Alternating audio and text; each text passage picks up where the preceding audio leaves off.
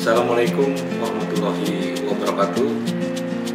Dalam rangka Hari Pengayoman ke-79 tahun 2024, Kantor Wilayah Kementerian Hukum dan HAM Jawa Tengah ikut membaktikan segenap upaya-upaya dalam rangka mendukung kegiatan Hari Bakti Pengayoman melalui bakti sosial donor darah.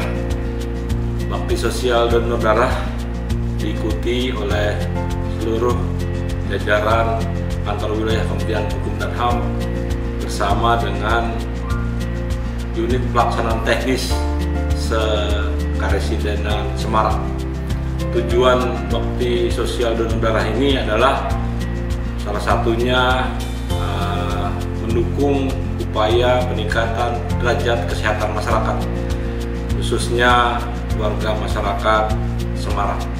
Oleh sebab itu, saya menghimbau kepada seluruh rekan-rekan semua untuk dapat mendonorkan darah, karena setetes darah dapat membantu orang-orang yang memerlukan.